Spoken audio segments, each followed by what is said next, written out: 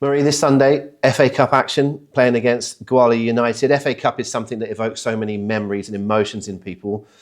What does it mean to you when someone talks about the FA Cup? We'll talk about what's in between us in a minute, but what does it mean to you?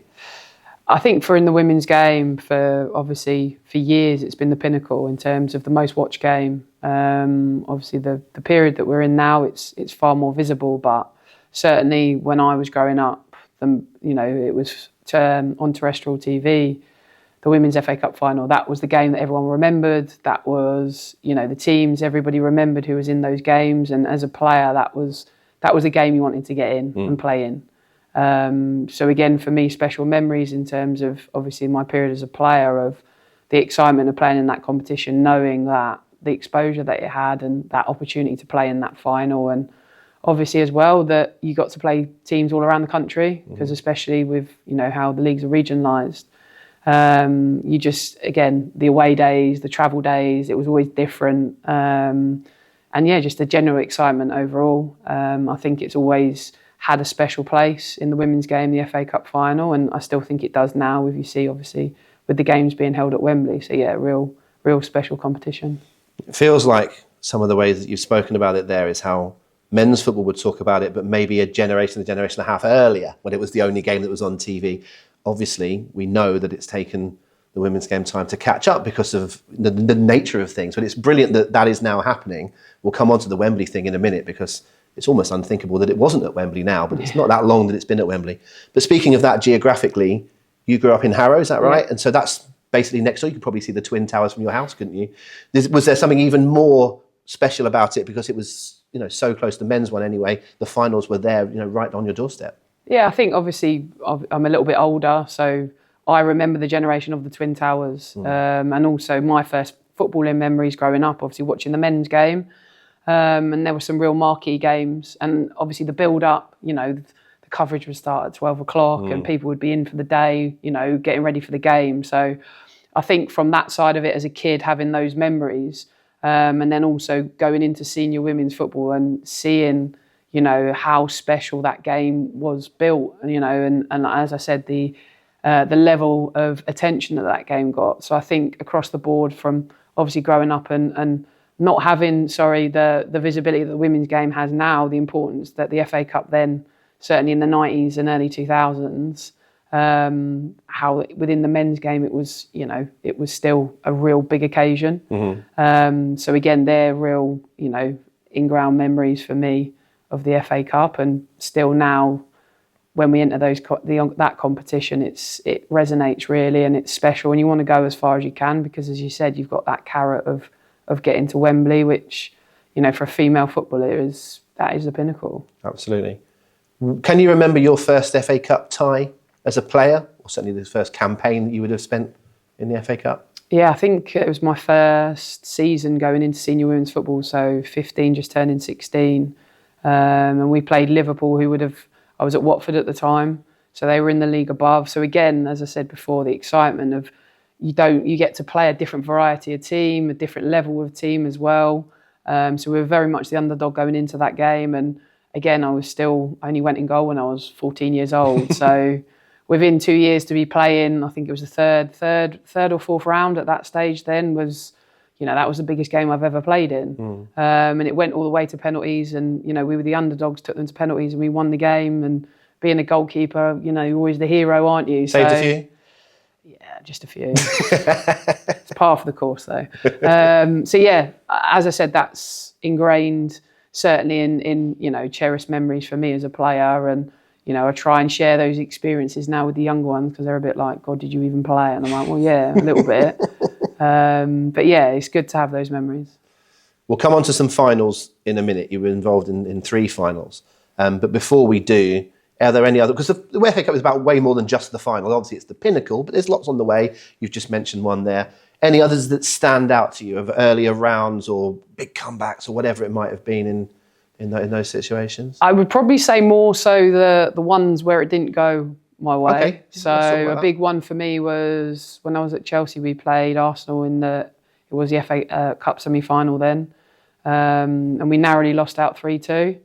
Managed to save a penalty that day as well. But for me personally, that was a hard day because again, obviously I had the privilege to win the cup on 3 occasions, but I didn't start in all those games. So starting in the semi-final, I really thought, this is the chance. I'm going to be able to see it all the way through and get to that final play. And as much as winning, obviously the 3 occasions, and I played in all like the previous rounds when I did win it, it's still in that final to, like you said, when you walk out in front, hear the national anthem, at Wembley as well. That's something that sticks in your memory for life. So probably I would say, like you said, the occasions where it didn't go my way is probably more so the moments that stand out. Yeah. But as I said, it's still for me, it's a competition that I cherish.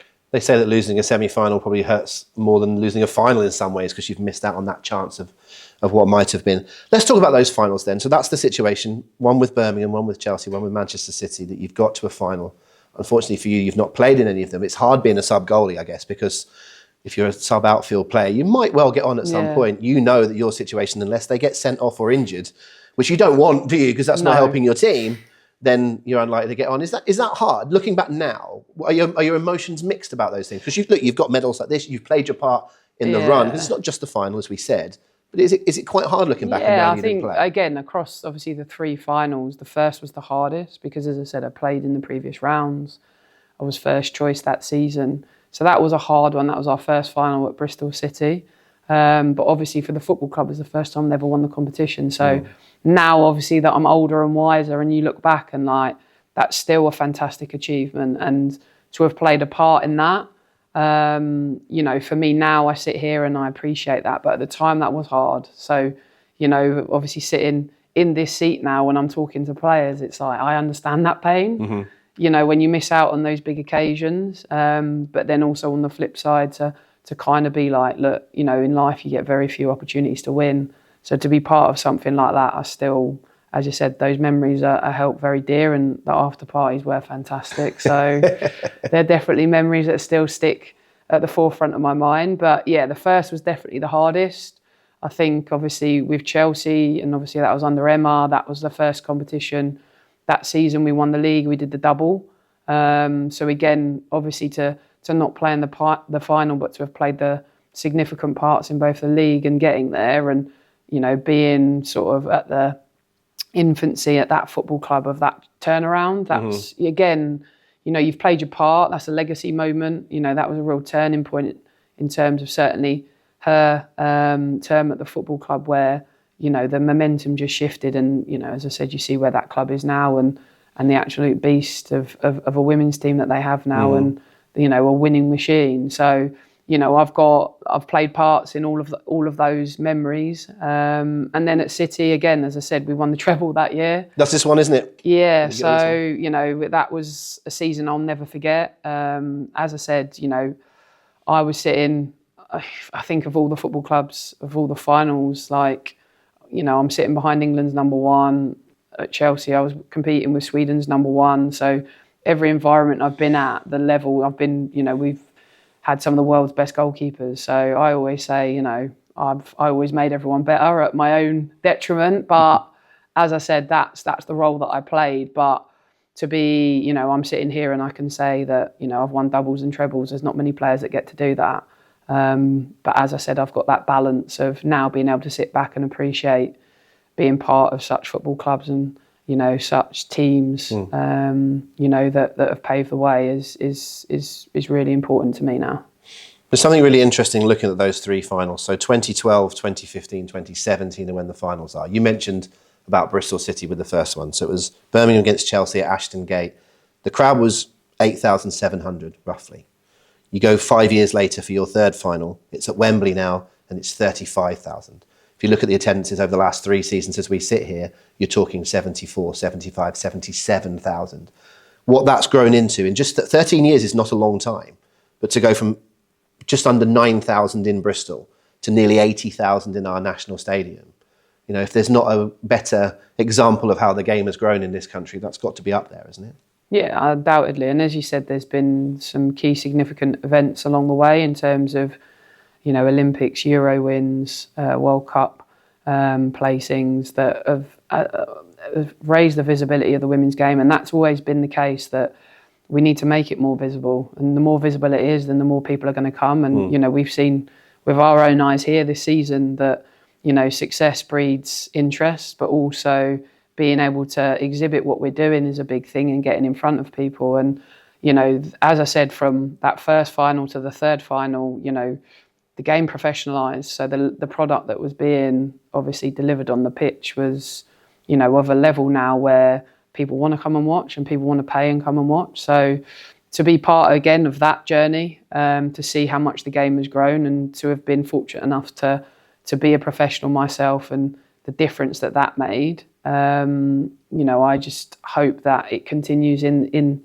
that vein, and that, as you said, from our own personal level here, that we continue to grow the visibility and the tendencies, because I only see the game getting bigger and bigger, and we want to be at the forefront of that as well. Most definitely. And let's bring it up to date with us and playing Gwalia on the weekend. It's round 2 for us. Obviously, if we win that, then we go into 3, and the WSL 2 teams start coming in. And if we dare to look even further to round 4, WSL teams, we're in another cup. We're in the FAWNL Cup, and we're in the last 8 of that. That's one that we've spoken about, and we could legitimately win that if we play our cards right. There's obviously lots of good teams in there, but we can genuinely look to win it.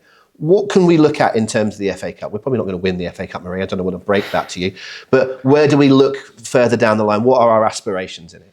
I mean, it's the old cliche, you can never look further in front than the game that's in front of you. So, obviously it's a team that we know well in terms of they're within our league, and we need to make sure that we do our due diligence and work to progress. But whenever I enter the competition now with, obviously from a coaching perspective, of the levels that the teams have been at, it's always aspiring to play as high a level team as we can, because it's a barometer of where we are.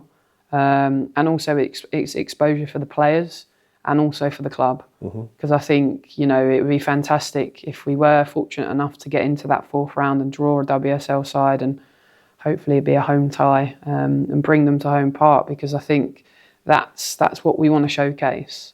We want to put not only our own players, but women's football on a platform in Plymouth that, people go, we want to be part of that, and we want to support that. So my aspiration is quite simple, is, as you said, it's take it one game at a time. Can we get through Gwalia? And then obviously in the draw, see who we get. We want to challenge ourselves, and if it was a WSL2 club, then I'd like to think certainly the players that we have in the building would really enjoy that challenge.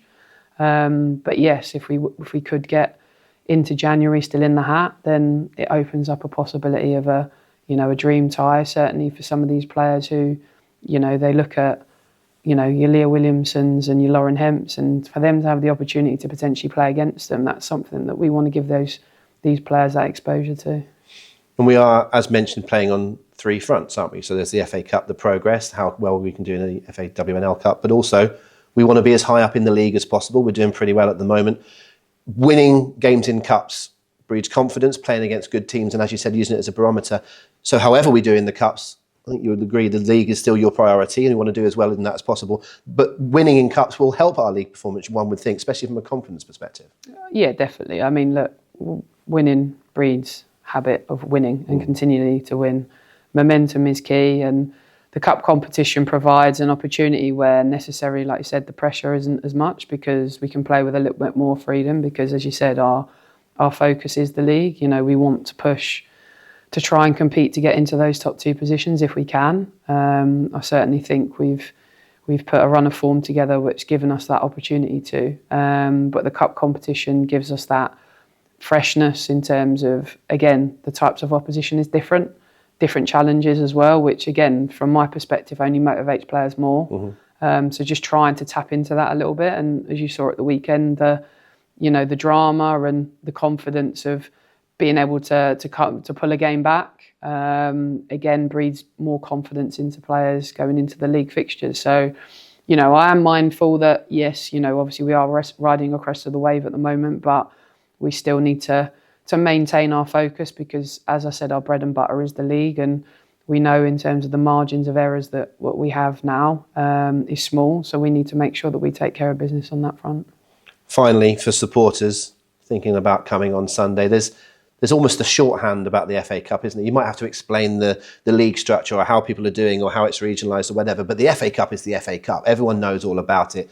It might be something they look at on the weekend and say, I'd like to get along and see how they're doing and maybe be part of something, because we're already into the second round, having won our first tie. Who knows where we can go? It'd be nice to have people with us from the off and join us on that little journey if we're able to get past Gwalia. Yeah, I think, as I said, from my perspective, the real pleasing thing to see is like we're almost educating new viewers in terms of the women's game, and hearing people talking now in terms of they're actually going away and I'm learning about the leagues and I'm learning about different clubs within women's football. For me, that's brilliant because, as I said, it's just growing the exposure and we're attracting people that have never seen the game before. So the FA Cup and the beauty of it, like I said, you can always dare to dream, can't you? There's always that, well, you never know. So that's something that we want to continue to tap into and encourage, like I always do, just come down and see a really good game of football, because we're playing a level team against Gwalia who, obviously they're in our league and they're competitive, so